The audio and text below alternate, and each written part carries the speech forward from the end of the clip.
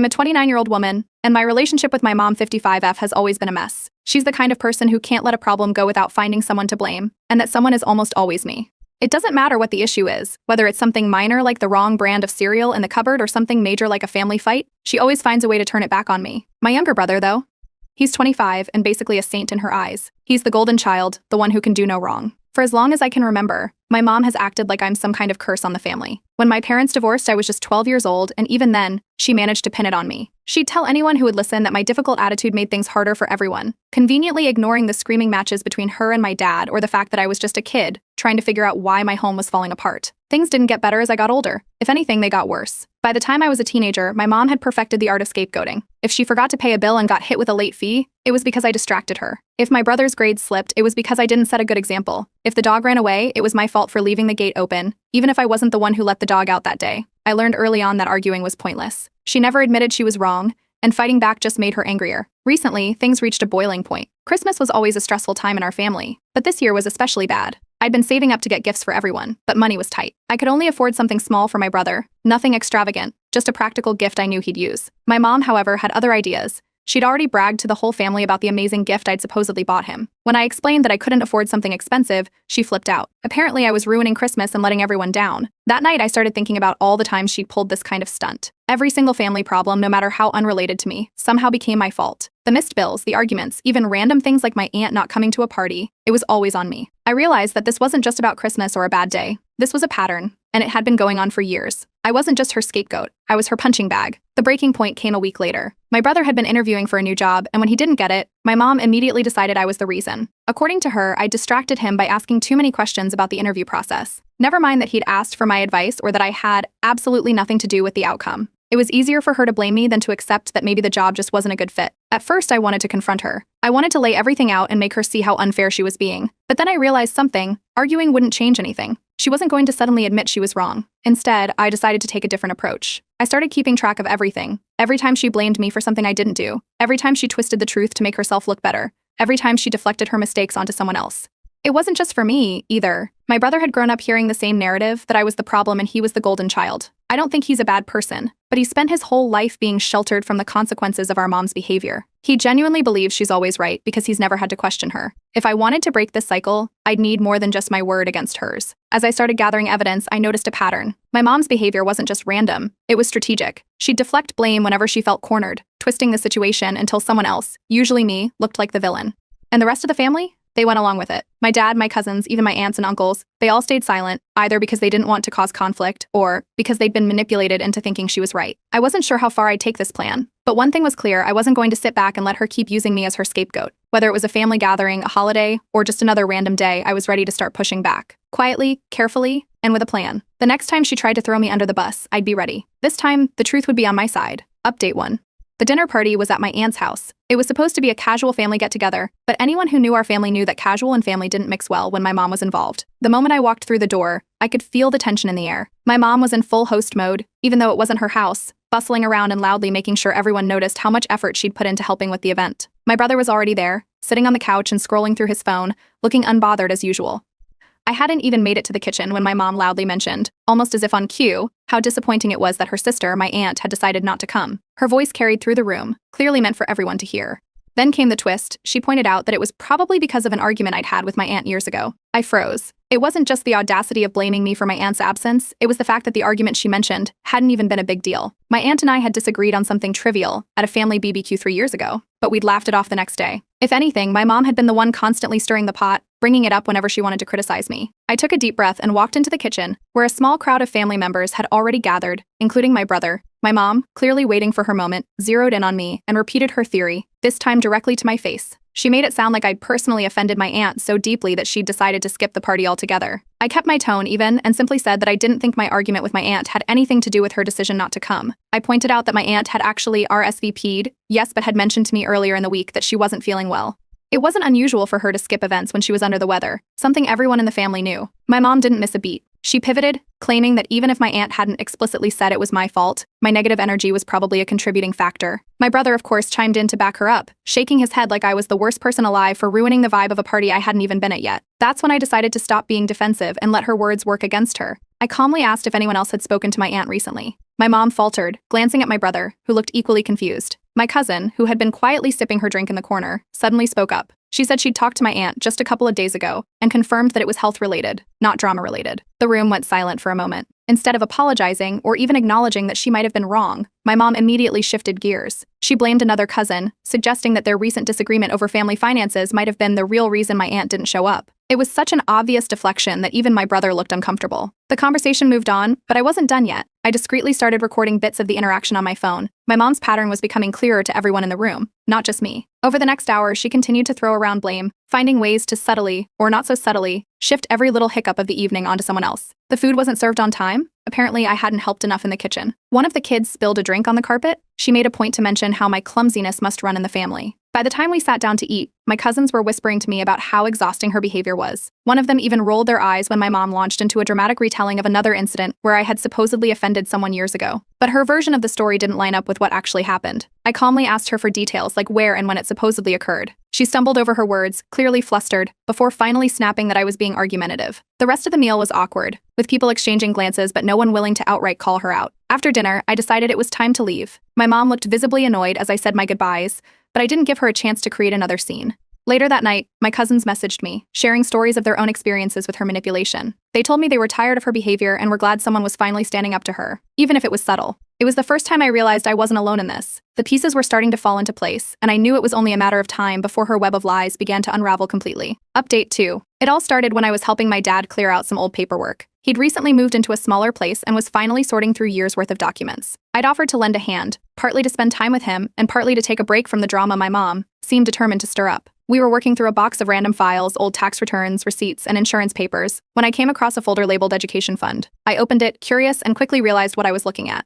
These were records of a fund my parents had set up years ago to cover my brother's college expenses. My dad, ever organized, had meticulously documented every contribution, withdrawal, and expense. Something didn't add up. The withdrawals listed didn't match what my dad had described when the fund was first set up. He'd always told us it was a joint account that both he and my mom contributed to equally. But from what I could see, nearly all the deposits came from him, and the withdrawals were suspiciously high, way more than what my brother's tuition and fees should have cost. I asked my dad if he knew about the discrepancies. At first, he seemed confused. He said my mom had been handling most of the payments, and he trusted her to manage it responsibly. But the numbers didn't lie.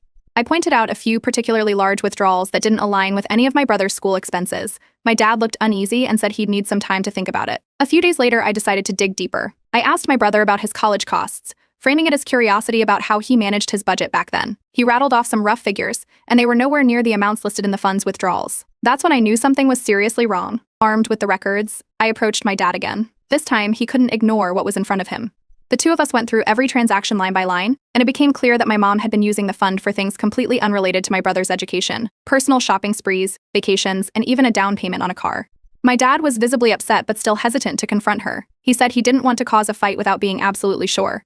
That night, my mom came over for dinner. I stayed quiet at first, letting my dad lead the conversation. He casually brought up the education fund, asking her if she remembered how they'd handled the expenses. Her tone shifted immediately. She got defensive, claiming that the withdrawals had all been necessary and that any discrepancies were likely due to unexpected costs my brother had during school. When my dad pressed further, mentioning the records we'd found, she turned on me. She accused me of stirring up trouble and even suggested that I'd somehow tampered with the documents to make her look bad. It was so over the top that I couldn't help but laugh. I calmly pulled out the folder and handed it to her, pointing out the dates and amounts. Her face went pale for a moment before she doubled down, claiming the records were incomplete and didn't tell the whole story. My brother walked in just as the argument was heating up. He looked confused, so I explained what was happening and showed him the documents. At first, he tried to defend her, saying there must have been a reason for the withdrawals. But as we went through the records together, even he couldn't deny that something was off. For the first time, I saw doubt creep into his expression. He admitted he'd never really questioned where the money came from or how it was spent because my mom had always assured him everything was under control. The next day, my dad decided to call a family meeting. He wanted everyone to have a chance to address the situation openly. My mom arrived looking smug, clearly expecting to take control of the narrative. But this time, she wasn't prepared for what came next. My dad laid out the evidence in front of everyone, going through the records methodically. My brother backed him up, recounting our conversation and confirming that the expenses didn't match his actual college costs. At first, my mom tried to dismiss the whole thing, claiming it was an attack on her character. When that didn't work, she accused me of turning the family against her. But the more she talked, the more obvious it became that she was deflecting. My aunt, who had been skeptical of her for years, finally spoke up. She admitted she'd seen similar behavior from my mom in the past, particularly when it came to finances. By the end of the meeting, my mom was cornered. She stormed out, but the damage was done. My cousins reached out later, offering to share their own stories of financial irregularities involving her. It was like a floodgate had opened. That night, I started putting together a comprehensive timeline of events. With the support of my dad, brother, and cousins, I knew I had everything I needed to expose the full extent of her lies. The next step was clear: a public confrontation where the entire family could see the truth. This wasn't just about the money anymore, it was about breaking the cycle of manipulation once and for all. Update 3. It took about 2 weeks to organize the family meeting. My dad, brother, and a couple of my cousins were all on board, which made it easier to get everyone together. The tension leading up to it was thick. My mom had started calling around, asking relatives if they'd noticed me acting out recently. She framed it as concern, but everyone knew she was fishing for allies.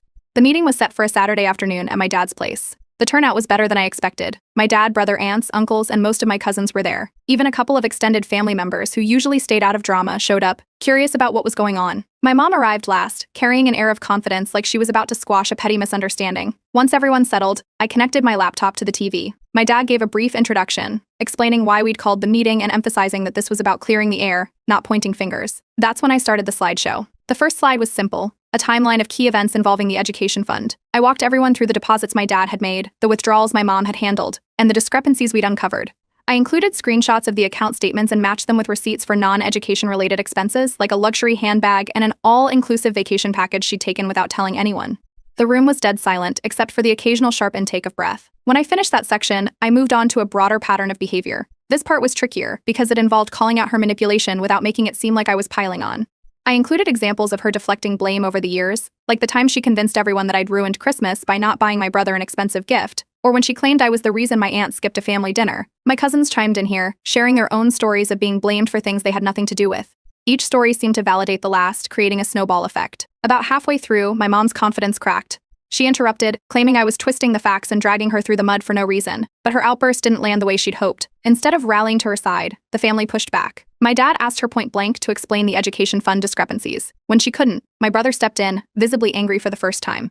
He apologized to me in front of everyone, admitting he'd been blind to her behavior for years, and that he now understood how manipulative she'd been. The room shifted. For the first time in my life, I felt like the family saw her for who she really was. My aunt, who'd been quiet up to that point, spoke up, recounting how my mom had once borrowed money from her under false pretenses and never paid it back. Another cousin shared how my mom had tried to pit her against her siblings by spreading lies. One by one, people started connecting the dots, realizing how many of their own experiences fit the same pattern. My mom's frustration boiled over. She stood up, accusing me of orchestrating the entire meeting to humiliate her and tear the family apart. She tried to storm out dramatically, but my dad calmly told her she wasn't leaving until we finished. She sat back down, clearly seething. The final slide was a list of proposed boundaries. I kept it simple: more transparency with shared family finances, clear communication, and accountability. My dad announced that he'd be taking legal steps to recover the misused funds and prevent further financial mishandling. My mom looked furious but didn't say a word. When the meeting ended, my mom left without saying goodbye to anyone.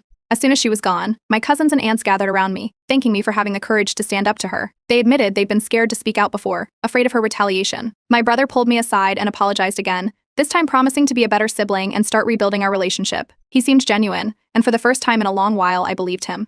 Over the next few days, I started receiving messages from extended family members who'd heard about the meeting. Some expressed shock, others shared their own stories of being manipulated by my mom. The support was overwhelming, and it felt like a weight had been lifted off my shoulders. But my mom, of course, wasn't done. She started spreading rumors about me, claiming I'd fabricated the entire presentation out of spite. But the family wasn't buying it. My dad reassured everyone that the evidence was solid, and my brother even posted a public apology on social media, taking responsibility for enabling her behavior in the past and thanking me for exposing the truth. Meanwhile, my dad began consulting with a lawyer to explore options for recovering the money she'd taken from the education fund. It wasn't about the amount as much as it was about holding her accountable.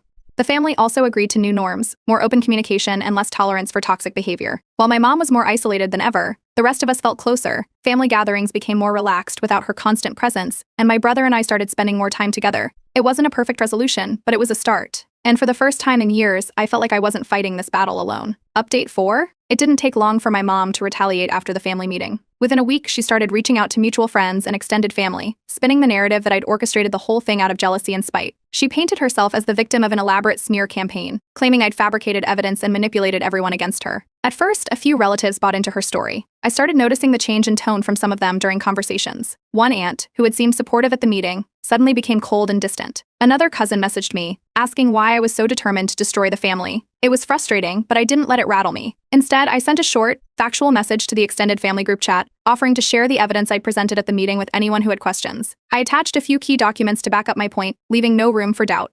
That approach worked better than I expected. Over the next few days, several relatives reached out privately to apologize for jumping to conclusions. They said they could see through my mom's attempts to discredit me and appreciated my transparency. Some even shared their own stories of being manipulated by her in the past, adding more weight to the pattern of behavior we'd exposed. Meanwhile, my mom turned her attention toward my brother. She started calling and texting him constantly, accusing him of betrayal for siding with me during the meeting. At first, he tried to keep the peace, but her attacks became relentless. Eventually, he stood his ground, telling her that her lies and manipulations had caused harm to the entire family and that she needed to take responsibility for her actions. From what he later told me, it was the first time he'd ever directly challenged her. Around this time, the floodgates really opened. More extended family members started sharing their experiences with my mom. Stories of financial manipulation, guilt-tripping, and outright lies began pouring in. One uncle revealed that she'd borrowed money from him years ago, claiming it was to help my dad, only to later find out she'd used it for a personal shopping spree. Another cousin recalled how she'd nearly caused a rift in their family by spreading false rumors about a sibling dispute. While all of this was unfolding, my dad continued pushing for accountability regarding the education fund. He confronted my mom directly about the misused money, giving her an ultimatum: cooperate and return what she could, or face legal action. She responded by threatening to sue me for defamation, claiming that the presentation I'd given at the family meeting was filled with lies. Her threat didn't faze me. I consulted with a lawyer, who reviewed the evidence I'd compiled and assured me that her case wouldn't hold up in court. The lawyer even suggested that if she pursued it, we could countersue for damages, given the overwhelming proof of her financial mismanagement. When word of her legal threats reached the family, it backfired spectacularly. Relatives who had been on the fence about the situation began cutting ties with her, tired of her escalating drama.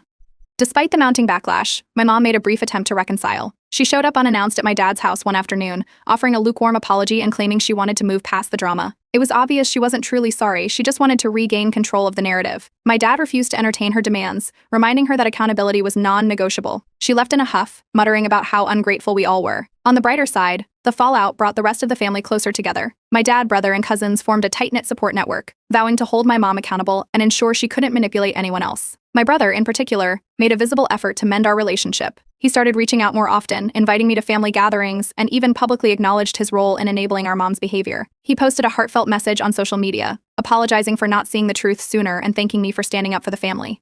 The ripple effect of the meeting and its aftermath was undeniable. Several relatives chose to cut contact with my mom entirely, unwilling to tolerate her toxic behavior any longer. Others, while not completely cutting ties, set firm boundaries to protect themselves from her manipulation. For the first time in years, family events felt lighter and more peaceful without the constant tension she brought to the table. Meanwhile, I kept responding to any lingering rumors with calm, factual rebuttals. My approach seemed to disarm her attempts to spread misinformation, further isolating her within the family. Slowly but surely, the truth was winning out, and her influence was fading. Although my mom continued to make occasional attempts to stir up drama, they grew less frequent and less effective as time went on. The rest of us were finally free to rebuild our relationships without the shadow of her manipulation hanging over us. It wasn't a perfect resolution, but it was a start. And for the first time, I felt confident that the truth would continue to stand on its own, no matter how hard she tried to distort it. Update 5. After the dust settled, the changes in the family dynamic were impossible to ignore. My mom's isolation deepened quickly. With most of the family keeping their distance, her influence waned significantly. Relatives who used to hang on to her every word were now cautious, aware that siding with her often came at a price.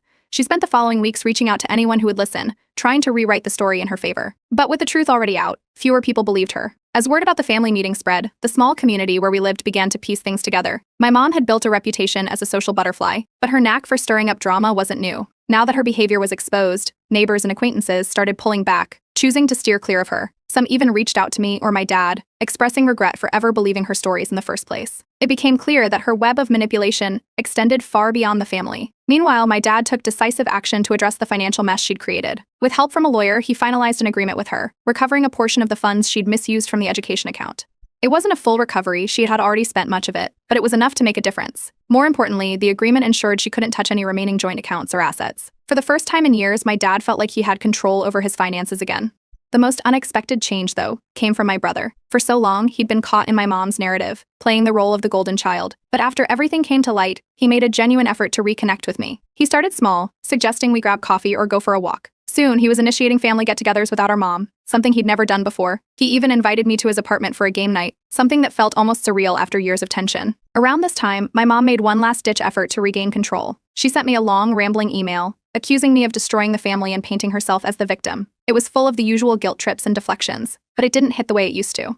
I didn't respond. Instead, I reinforced the boundaries I'd set after the family meeting: minimal contact unless she took full accountability for her actions. Predictably, she didn't. As my mom's influence faded, the rest of the family began to heal. Extended relatives who had been distant started showing up more often. Without her constant interference, communication improved, and old rifts began to mend. My cousins, inspired by the meeting, took a stand as well. They confronted her about past incidents where she had manipulated or lied to them. Each confrontation further chipped away at her power, leaving her with fewer allies. My relationship with my brother continued to grow stronger. We started opening up about our shared experiences growing up under our mom's influence. It was strange realizing how much we had in common despite being cast in such different roles. He apologized again, not just for siding with her, but for not questioning her sooner. We began supporting each other in ways we never had before, and for the first time, I felt like I had a real sibling bond. Outside of family, I threw myself into my career. With the weight of my mom's manipulation off my shoulders, I found new energy and focus. I took on bigger projects, networked more aggressively, and even landed a promotion. The confidence I gained from standing up to her spilled into other areas of my life, and it felt incredible to channel that into something productive. The community also rallied around me in unexpected ways. Friends who had once been skeptical of my side of the story reached out to apologize, admitting they'd been fooled by my mom's charm. Even people who barely knew us acknowledged her toxic behavior, sharing their own encounters with her manipulations. It was validating to know that the truth was finally undeniable.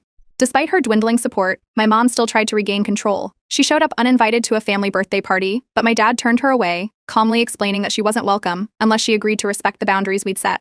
It was a firm stance that reinforced the new dynamic we were building as a family. Without her, family events became something they hadn't been in years: peaceful. Birthdays, holidays, and reunions were free of drama. People laughed more, stayed longer, and genuinely enjoyed each other's company. It was like a cloud had lifted, and everyone could finally breathe. Looking back, I know the confrontation was necessary. It wasn't easy, and there were moments when I wondered if it was worth the effort. But seeing the family rebuild itself, seeing my dad reclaim his independence, and watching my brother grow into a more self-aware person made it clear that it was the right thing to do. For the first time in a long time, I felt free. Free from the constant blame, the manipulation, and the toxic cycle my mom had created. The family was stronger, more united, and finally able to move forward.